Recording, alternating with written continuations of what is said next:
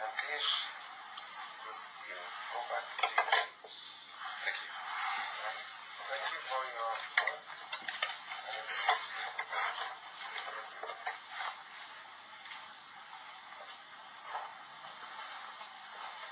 Ga i ofyn rwan, os gwelwch chi dda, i'r swyddog cynllunio wrth yr ochr i. Dwi yn dweud yr awena drosodd iddo fo i gael cyflwyno'r gais drosodd i fi o'r ochr adran cynllunio os gwelwch chi dda. Diolch, Cadeirydd. Diolch yn ei araith yma'n amlwg yna drafodaeth iddo drwy wedi bod dros y 3 chwarter awr dwytha. Mae llawer o'r materion yn ei amgodi yn ynghyflwyniad wedi atab gan yr ymgeisydd yn hynna beth. Gai gyntaf oll gyflwyno i'r ochr dde, Mr David Price Jones fod i'r swyddog achos yn yr un modd o Mr City yn defnyddio Mr Clr dwi'n defnyddio Mr Jones yn yma hefyd cos fod i'r swyddog achos yn gwybod am y materion technegol. I'r dde yn oedden mae gen i Mr Gary Solomon. Mr Gary Solomon yn gweithio i'r cwmni Burgess Salmon. Da ni gweld hon yn gais mawr enfawr, dwi'n meddwl i'r gair sydd yn ddefnyddio yn barod, a dyn ni sy'n sicrhau os gwrs na unrhyw argymelliad am i roed o'ch blaen chi fel aelodaf yma bod o gais drwyddol. Da ni wedi edrach ar yr elfennau priodol, a dyna pam da ni wedi gofyn i Burgess Salmon ac yn enwedig Mr Solomon yma i cefnogi'n yn y broses o ddelio efo'r cais a rhaid cais ac adroddiad trywydd o'ch blaen chi. Mae rai mynydd gydyn pellach, mi welwch chi o'ch blaen y fanna ymlaen i fanna y petisiwn a llythyra sydd yn dderbyn o blaid ac yn erbyn y datblygiad yma. A da ni wedi derbyn petisiwn ar y foment ola, rai munuda cyn pwyllgor yma gan unigolion, a mae hwnna'n cyfrio 45 o bobl sydd wedi arwyddo fo petisiwn, bydd yn sôn Go Petition Online, efo 1045 o enw arno fo, ac mae yna ddisab yn gwrthwynebu hefyd gan 203 o bobl ifanc. Da ni wedi gwneud o'n gwbl glir yn yr adroddiad bod na deimladau cryd, da ni wedi clywed Mrs CLlr Jones cyfeirio at teimladau hi a'r gymuned ac fel swyddogion, mi ydyn ni'n parchu hynna. Ond wrth gwrs ar ddiwedd y dydd fel swyddogion proffesiynol, mae rhaid i ni ddod ymlaen a delio efo rhinweddau'r cais, achos os ydy'r pwyllgor yma yn cymeradwyo yr argymhelliad efo'r amodau da ni yn ei gyrbwyll, yr telera'r cytundeb 106, wrth gwrs fydd yr cais yn cael ei gyfeirio dan yr rheoliadau i lawr i Llywodraeth Cymru, a mi fydd nhw cael cyfle i wneud i sylwadau arno fo sy'n bendith neu beth bynnag, so hwn ydy y cam cyntaf yn hynna beth. Mwy i'r bobl yn tu cefn sydd yma i wrando ar y cais yma, da ni wedi bod yn trafod ac yn arwain ar sesiynau briffio efo'r aelodau mwyn rhaid yr cefndir iddyn nhw ddeall y cais yma, fod mae'n gais enfawr, da ni'n cael cyfle i ymweld â'r safleoedd, ar dair safle, ac wrth gwrs, da ni wedi cyfle i aelodau ddod ata ni os ydyn dymuno i gilydd had ynglŷn â elfennau o'r datblygiad yma. Gan ei glir wrth gwrs na pwrpas y sesiwn briffio o trosglwyddo gwybodaeth, doedd o ddim i drafod rhinweddau y cais un. Dyma di'r fforwm yn wneud hwnna, dyna pam ydyn ni yma heddiw. Mae yna gais enfawr o blaen chi. Mae yna hyd o'n effaith glir na i'r pwyllgor cynllunio yma da ni arwyddur dros y blynyddoedd nesaf, mi mae hwn yn regflas o'r math o geisiadau fydd o'n doch blaen chi os eith Horizon ac Itachi ymlaen efo cyflwyno i dymuniadau i godi gosaf niwclear yn gogledd yr ynys yma. Wedyn mae hwn yn regflas o'r math o droddiadau yn ymlaen chi, y math gweithio o drafodaeth yn ymlaen. Dwi'n hapus bod chi wedi bod yn gofyn y cwestiynau priodol, bod ni wedi cael y datblygwr yma i roed i safbwynt ymlaen. Hwn ydy'r ffordd y mi fyddwn ni dros y blynyddoedd nesaf yn gweithredu fel pwyllgor ac fel awdurdod. Dwi ddim yn mynd I fanylder ar y cais, da chi wedi clywed ar y matebion, o'n i wedi sôn am y rheswm pam oedd yn gais integredig, da chi wedi cael yr ateb yn fanna ar y cyd-gysylltiad sydd rhwng Penros, rhwng Cae Glas ac wrth gwrs Kingsland ei hun. Mae darpariaeth I weithwyr niwclear yn anatod i'r cais yma, a fel da chi wedi clywed mae'n glir, os ydy'r contract neu'r cytundeb ddim yn cael ei wireddu rhwng y datblygwr a yr Horizon, fydd datblygiad ddim yn mynd ymlaen ar Cae Glas ac Kingsland efo'r eithriad wrth gwrs o'r y lle natur, gwarchod ac yr cae pêl-droed a math yna beth. Cais mawr, cais sy'n effeithio a nifer o bolysia yn y cynllun datblygu. Da chi wedi cael arweiniad gan ni o blaen o'r swyddogion, mae'r cynllun datblygu yn un hanesyddol. Mae gen I cynllun fframwaith i'r 90au, mae gen I cynllun lleol, a mae gen I cynllun unedol sydd wedi stopio. Mae'n amlwg bydd chi pwysau. Dyna beth sy'n gofyn I ni a chi ystyried wrth gwrs ydy pa bwysau da chi wedi polisia priodol, a da ni'n annog chi, a da ni'n gwneud wrth gwrs mae'n amlwg mwy o bwysau gen i'r cynllun unedol sydd wedi stopio achos bod o'n mwy diweddar a mae hynny'n cael ei gydnabod gan Llywodraeth Cymru. Dydy o ddim yr rhan o'r cynllun datblygu, ond mae o yn fatar cynllunio faterol I chi asesu, a mae hynny'n glir. Da ni wedi hysbysebu'r cais. Mae'r datblygio ar wahanol elfennau yn cael effaith ar nifer y polisia, a felly yn resymol, da ni wedi cymryd y safiad na'i ddechrau fo, a da ni'n gwneud hynny yn eitha glir. Mae hon yn gais ac yn datblygiad os gyda'r gymryd yn gyfle I draws newid cyfansoddiad economaidd, amgylcheddol a chymdeithasol Caergybi ar ynys dos am os newn I bai. Mae datblygiad werth 200 miliwn, da ni wedi clywed gan y datblygwr yn barod fydd roed I lawn y bocad I sicrhau na fydd na ffordd o liniaru yr anghenion fydd ar y gymdeithas ar y gymuned, a mae yna penawdau telerau, mae 32 yn nhw yn yr adroddiad, dyda ni wedi brwydro fel swyddogion yn galad I gymharu dronws ar y datblygwr. Da ni'n gyffyrddus efo hynna, ond beth da ni'n gofyn wrth gwrs wedi'i hawl dirprwyedig i'r pennaeth gwasanaeth bod ni'n medru trafod pellach ynglyn â'r penawdau yna. Fel ynys, wrth gwrs, da ni wedi gweld yr economi yn mynd I lawr ac I lawr. Da ni wedi gweld aluminium on, wrth gwrs, yn mynd I lawr o 500 weithwyr lawr I 15. Da ni wedi pwyso mesur. Dwi bod yn gwrando, swyddogion, da ni wedi gwneud ystyriaeth o'r holl sylwadau sydd yn rhaid I mewn. Dwi yn gweld yn ganolfogol wrth gwrs ydy bod yr datblygwr am beth bynnag sydd wedi cael ei golli efo mynediad i'r cyhoedd yn Penros mae'n cael ei liniaru wrth agor ardal brydferth sydd ar tir Cae Glas hynna. Da ni wedi edrych yn ofalus ar ardal o harddwch naturiol eithriadol. Mae 2 safle yn yr ardal hynna. Da ni'n ymwybodol o paragraff 5.5.6 o'r polisi cynllunio Cymru sy'n deud yn uniongyrchol be di'r ystyriaethau sydd dylen ni gymod yna fo. Da ni wedi pwyso a mesur. Ac ar ddiwedd y dydd, dyna feidio, gorfod pwyso a mesur. Dydy'r datblygiad yma ddim yn ticio bob un bocs. Os fysa fo, sa hwnna'n argymelliad hawdd I ni wneud. Dydy o ddim, ond da ni wedi edrach yn ofalus, da ni wedi bod yn trafod dros gwrnod o 2 flynedd mwyn sicrhau gyntaf o'ch bod ni wedi pwyso mesur yn hapus efo'r datblygiad, bod ni'n hapus wedi dod ymlaen chi'r argymelliad, a bod ni'n cael gorau I bobl a thrigolion Sir Fôn drwy liniaru efo'r penawdau sydd yna. Mae'r argymelliad yn glir gyda ni swyddogion yn ysgrifennu.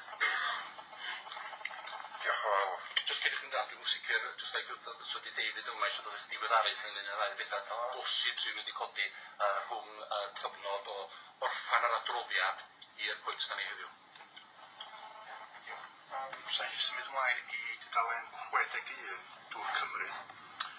Just wneud yn glir bod Dŵr Cymru yn fodlon ar y datblygiad ac dyn nhw ddim yn wrthwynebu ar sail bod system garffosiaeth yn cael ei uwchraddio. Symud ymlaen, rwan i tudalen 82. Mae'r paragraff ar dop y tudalen yn cyfeiriad Penros y Cae Glas, ond feddwl am o cyfeiriad ydy Cae Glas a Kingsland. Troi'r tudalen drosodd, mae yna paragraff yn gwylod yn sôn am y safle o ddiddordeb wyddonol arbennig.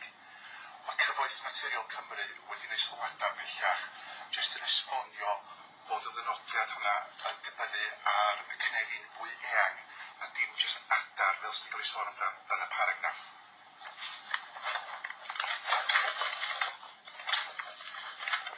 Symud ymlaen i'r rhwymedigaethau ar dudalen 95.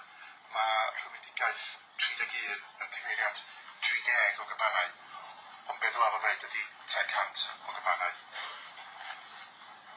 Da ni hefyd yn mynd i gynnig i'r rhwymedigaeth ychwanegol yn dilyn sylwadau gan Cyfoeth Naturiol Cymru sydd wedi tynnu dôl i sylwadau i Kingsland ar sail bod na goedwig trefol yn cael ei greu fel rhan o'r datblygiad, so mae yna ymrwymiad ychwanegol yn cael ei gynnig. Jyst mynd lawr i'r amodau cynllunio ar dudalen 95. Sech yn edrych ar amod 2, mae o'n rhoi 10 mlynedd i'r ymgeisydd rhoi Reserve Matters Nevetarion a gadwyd yn dôl i mewn. Mae hynna'n 5 mlynedd mwy na sy'n cael ei roi fel arfer. Y rheswm da ni'n cynnig 5 mlynedd ychwanegol ydy oherwydd maint y datblygiad, hefyd am fod o'n rhannol neu ffest, a hefyd oherwydd yr ansicrwydd os wneith y safleoedd cael ei ddefnyddio fel datblygiad niwclear. Fedra i rhaid overview o'r ceisiadau, os ydych chi eisiau fedra i fynd drwy hynna, os ydyn nhw'n helpu. Mae lot yn wedi cael ei ddeud yn barod, ond mi fedra ni ddangos hynna ar gyrllun. Felly, am rhywun beth sy'n jyst yn cynllun tu uwch ben sy'n dangos y dair safle, hwnna'n mynd i atgoffa aelodau bosib o wneud cwestiynau. Ga jyst un pwynt arall, dwi'n ymwybodol dros y penwythnos bod na lythyr wedi i anfon i chi fel aelodau o'r pwyllgor gynllunio gan y datblygwr. Matar i'r datblygwr o hwnna, dwi'n matar bod ni wedi annog nhw'n wneud o, dwi'n eisiau gwneud berffaith glir. Dwi'n cyfnabod wrth gwrs bod ni wedi derbyn y llythyr. Dwi hefyd yn ymwybodol mae wedi pasio ymlaen i bod yna lythyr neu e-bost wedi derbyn i anfon i rei aelodau. Dwi'n sicr wrth aelodau i gyd gyn Cafeillion y Ddaear. Rhai bosib chi wedi aelodau wedi derbyn y rei eraill ddim. Da ni wedi rhoi copi o'r e-bost yn y pecyn yma. So, 2 darn o bapur yna, 1 e-bost, 1 llythyr. Da ni'n cyfnabod bod ni wedi gweld nhw ond mater i'r gwrthwynebwyr ag i'r datblygwyr o hwnna reid hwnna ymlaen i chi. Dim rhywbeth roedd ni annog bod o'n neud y sbio. Diolch yn fawr iawn am y sylwadau. Ond rwan, da ni wedi cael secretariaeth. O'n i wedi meddwl amdano y peth fel o'n i'n deud o gynharach, ond naturiol lle, fel dwi wedi cael yn arwain lle gyn y gyfreithiwr lle, rhaid mi datgan diddordeb be ddedis i gynharach bellad a bod y mrawd yn coachio lle yn ddi-dal lle ar gyfer clwb criced aluminium Môn. Dyna gybellad am yr diddordeb yn mynd lle. Dydy o ddim yn mynd i ffeithio ar meddoliad lle dros y cais yma. Mae'n cadw meddwl agorad a fyddai'n penderfynu lle ar rinwedda y cais gynnaturiol llebu ffurflen ffurfiol yn y munud. Diolch yn fawr. Diolch yn fawr iawn am y sylwadau. A rwan, da ni wedi cael cefndir y cais gan y swyddog. Fel mae fe'n rwan, aelod lleol.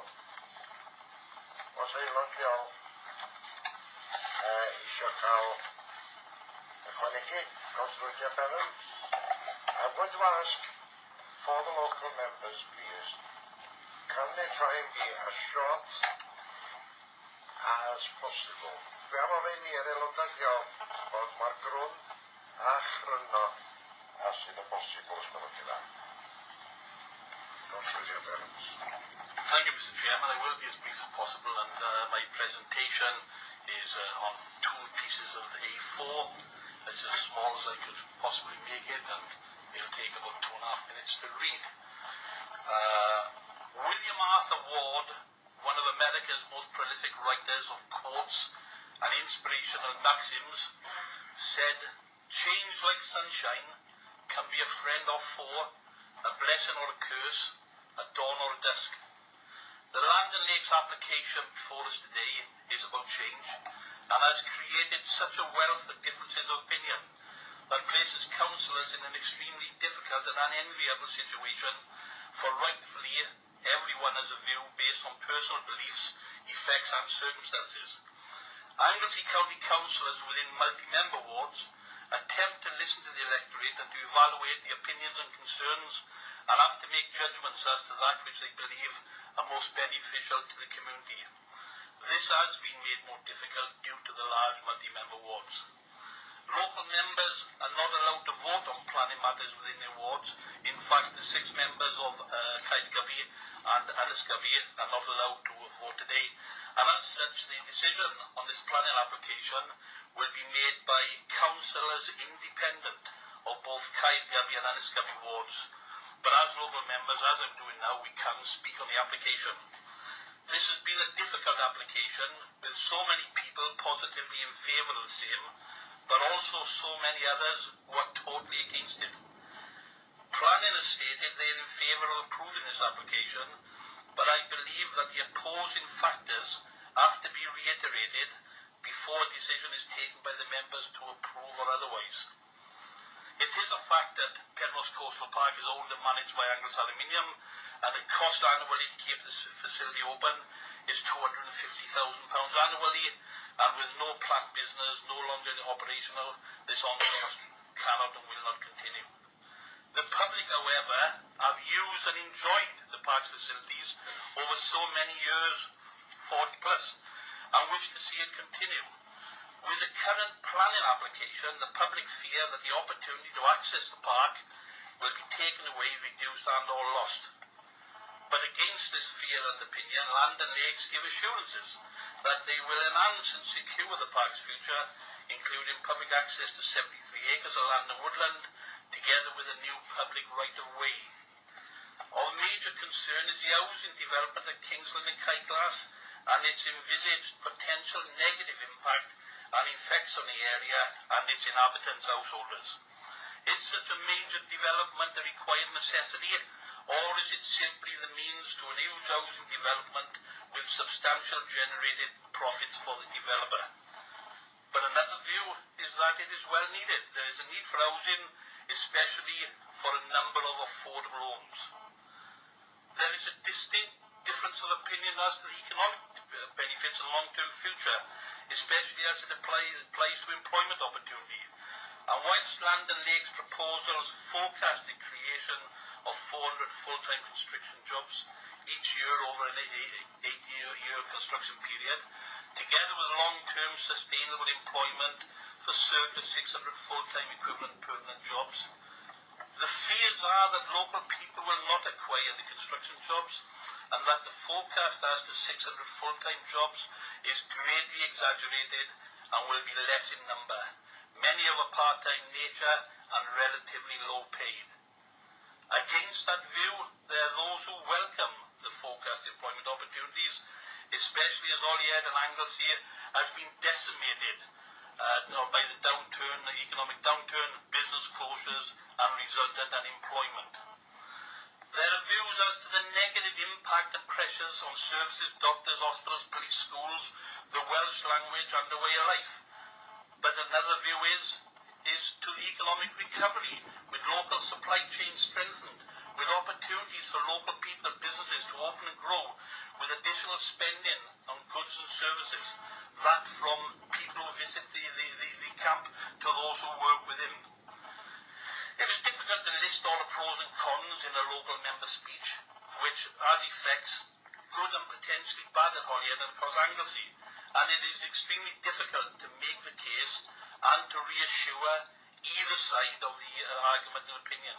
But the planning application, comments and views of the planning officers and interested parties highlight therein such areas in a much more detailed nature.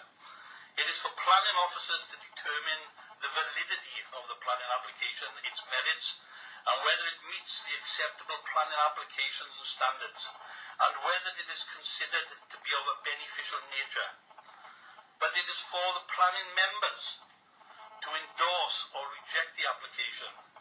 As stated, local members will not be allowed to vote on the application, but I do consider that this application requires the wisdom of Job, and alas, whatever decision is reached, there will be happy and unhappy persons as the result. I therefore ask the members to consider the application with honesty and integrity, with consideration and judgment of what is in the best interest of the community. I do not envy you the task before you today, but it is considerations such as this, as difficult as they are, for that which we were elected.